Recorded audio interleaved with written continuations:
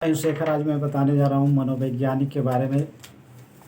और ये मनोविज्ञान हम लोग पढ़ेंगे। एक मनोवैज्ञानिक है जिनके बारे में हम लोग आज अध्ययन करेंगे। उन मनोवैज्ञानिक का नाम है जीन पियाजे। तो दोस्तों, आज हम लोग जीन पियाजे के बारे में अच्छी तरीके से पढ़ेंगे, जिससे जीन पियाजे से आने वाले सीटेट के एग्ज़ाम में कोई भी क्वेश्चन मिस ना हो। हर एक क्वेश्चन को हल किया जा सकता है इनके माध्यम से। तो ये बहुत ही इम्पोर्टेंट टॉपिक होगा दोस्तों, जीन पियाजे, जो कि महत्वपूर्ण हिस्सा है सीटेट का। तो हम लोग पढ़ते हैं इसमें सबसे पहले कि जीन पियाजे कहाँ के निवासी थे।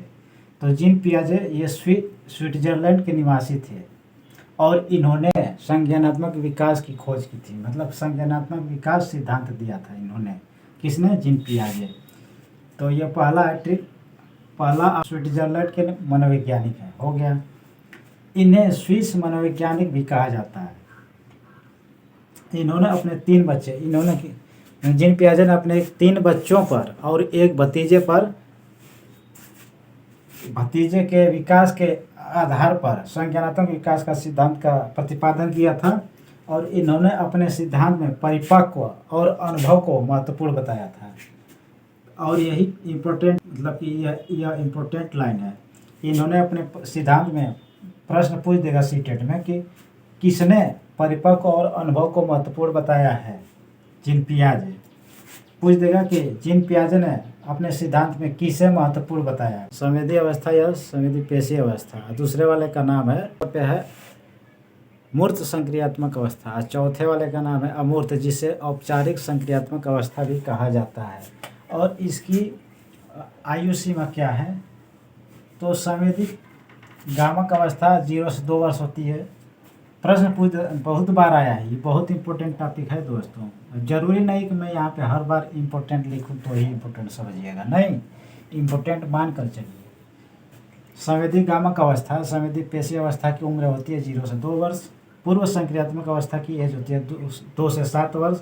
मूर्त संक्रियात्मक अवस्था होती है 7 से 11 वर्ष। और अमूर्त संक्रियात्मक अवस्था होती है 11 से परिपक्वता तक। और इसमें यह है कि सबसे प्रथम नंबर पे है संवेदी गामक अवस्था। यह संज्ञानात्मक विकास की प्रथम अवस्था है। यह जन्म से लेकर 2 वर्ष तक होती है। इस अवस्था में बालक ज्ञानेंद्रियों के प्रयोग से बेहतर ढंग से सीखता है। इस अवस्था में बालक पहले सहज क्रियाओं को करता है, फिर ऐच्छिक क्रियाओं को करता है। इस अवस्था में वस्तु अस्थायित्व, जैसे कि कोई वस्तु छिप गया है,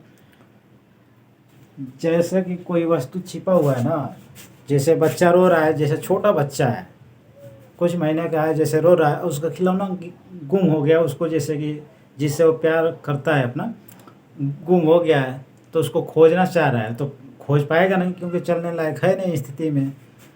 तो रोएगा कि मतलब कोई अगल बगल है तो उसको लाकर दे देगा, इतना उसका बुद्धि काम करता है। तो यही है संवेदी गामक अवस्था। और इसको मतलब कि इसमें जो वस्तु अस्थायित्व है, यही जो है ये मैं बताया हूँ।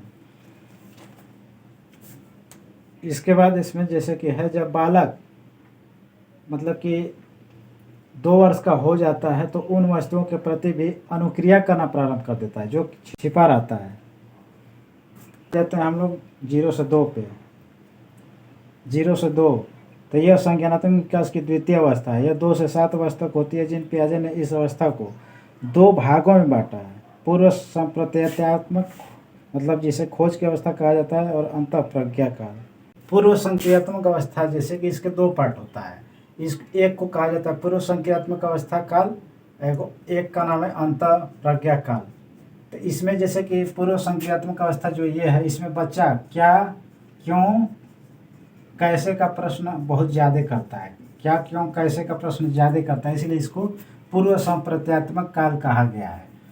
और इसमें जो है अंतःप्रज्ञा काल को, तो अंतःप्रज्ञा काल, इसमें बालक जो होता है ना, अंतःप्रज्ञा काल इसलिए इसको कहा गया है कि किसी भी बात को बिना तर्क के, किसी भी बात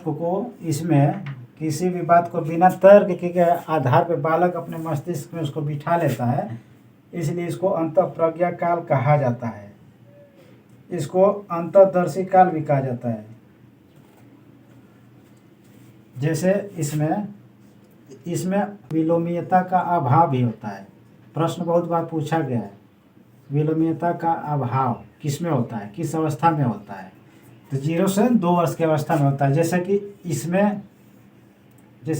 है पानी, इसमें भी पानी है, बोतल ए है कुछ, और इसमें भी पानी है, सेम पानी, इतना ही पानी इसमें है।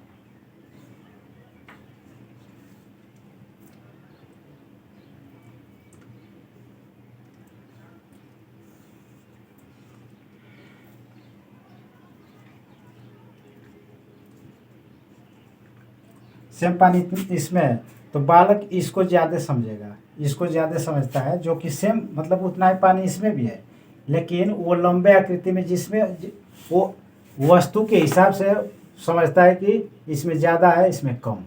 ठीक, तो विलोमीयता का अभाव किस में मिल रहा है?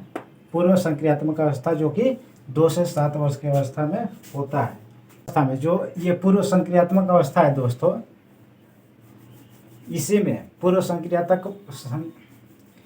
संक्रियात्मक अवस्था में बालक किसी भी वस्तु को, जैसे कोई भी, जैसे कि निर्जीव वस्तु है, हंसने वाली बात है, निर्जीव वस्तु होता है ना, जैसे कि वो झाड़ू का अपना गाड़ी बना लेगा, कहला कि हट जाओ मेरा गाड़ी आ रहा है, ऐसे ऐसे वो बोलता है। तो इसमें निर्जीव वस्तु को भी वो सजीव समझता है। किसमें? पूर्व संक्रियात्मक अवस्था में। उड़ता हुआ बादल, चलती हुई गाड़ी, चलता हुआ पंखा, इन सबको सजीव समझता है। अब आगे हम लोग समझते हैं मूर्त संक्रियात्मक अवस्था। मूर्त संक्रियात्मक मतलब कि इसका मतलब कि जो सामने दिख रहा है, सामने दिख रहा हो, इसमें देखना मतलब सामने दिखना चाहिए, कोई भी जैसे कि वस्तु है जो सामने दिखना चाहिए। इसमें जैसे विलोमीयता का जो विलोमीयता उसमें नहीं, जैसे विलोमीयता रिवर्स नहीं हो पाता था उसमें, इसमें हो जाता है। जैसे कि अगर इसमें कोई, जैसे कि इसमें जल है इतना, अगर इसमें भी उतना जल है, इसमें भी उतना जल है, तो बालक समझ जाएगा कि दोनों सेम है। बालक समझ जाता है कि दोनों भी सेम है, बोथ आर सेम, इसमें भी उतना ही पानी है, उसमें भी उतना पानी है। लेकिन इसके पहले वाली जो अवस्था थी, पूर्व संक्रियात्मक अवस्था, उसमें बालक नहीं समझ पाता था कि किसमें पानी है। वो जो ये बर्तन होता था उसके हिसाब से वो समझता था कि इसमें ज़्यादा पानी है, जबकि इसमें वो लड़का अंतर करना सीख जाता है। अब संरक्षण का, इसमें जैसे कि संरक्षण करने का भी ठीक लड़का सीख जाता है, चाहे लड़की चाहे लड़का। जैसे कि वो मतलब कि पीछे जो स्टार्टिंग में था उस पर फिर वापस आ जाना वो बच्चा कर लेता है। जैसे इसमें कमल का फूल बनाना, मतलब कि हम सीखा, उतना ढंग नहीं है, तो कमल का फूल ऐसे अब कहा जाएगा कि मैं शुरू में कहाँ था, तो इसमें बालक इसको मिटा देगा और बालक अपने शुरू वाले स्थान पे पहुंच जाएगा। तो यही था बस। ऐसे इसमें संरक्षण का जो था, इसमें बालक उसमें पहुंच जाता है, वापस पिछले स्थान पे पहुंच जाना संरक्षण कहलाता है। ठीक, और क्या इसमें, जैसे 5 में से 3 निकालने पर 2 आ रहा है, 5 में से 3 निकालने पर 2 आ रहा है, तो मुझको टोटल कितना चाहिए? जैसे टोटल मेरे पास कितना था? 5, तो हमको 2 में क्या करूं कि 5 आ जाए, तो 2 में 3 हम जोड़ दे रहे हैं, 5 बस आ गया। यही संरक्षण है। ठीक दोस्तों, अब हम लोग चलते हैं अमूर्त पे। अमूर्त, इसमें बालक एकदम बिल्कुल परिपक्व हो जाता है। बालक परिपक्व हो जाता है, जैसे कि उसको यहीं से अपने घर से बैठे बैठे अगर आगरा का ताजमहल दिखाया जाए और वो महसूस कराया जाए तो समझ जाता है कि आगरा का ताजमहल कैसा होगा। लेकिन मूर्त में उसको दिखाना पड़ेगा कि यही आगरा का ताजमहल है। ठीक दोस्तों, यही उसमें दोनों में डिफरेंस है। औपचारिक संक्रियात्मक अवस्था को फॉर्मल ऑपरेशनल स्टेज कहा जाता है। इसमें जो अमूर्त है, इसमें बालक चिंतन करने में परिपक्व हो जाता है, गणित का कोई भी सवाल लगा लेता है, रिवर्स में आ जाता है, उसको जो फार्मूला है, फार्मूला को प्रूव भी कर लेता है, और फार्मूला कैसे बना है उसको एक कर पाता है अच्छी तरीके से। तो दोस्तों बस जीन पियाजे से यहीं से सभी प्रश्न पूछा जाता है। ये बहुत यहाँ से बहुत प्रश्न पूछा जा चुका है। मतलब ये सभी जो चारों स्टेज है, सभी स्टेजेस से क्वेश्चन सीटेट में पूछा जा चुका है। तो दोस्तों बस आज के वीडियो में बस इतना ही। दोस्तों आप बताइएगा मेरा थोड़ा सा प्रयास कैसा था। अच्छा लगा होगा तो वीडियो को लाइक, सब्सक्राइब, शेयर कर दीजिएगा। मिलेंगे अगले वीडियो में। Take care, bye.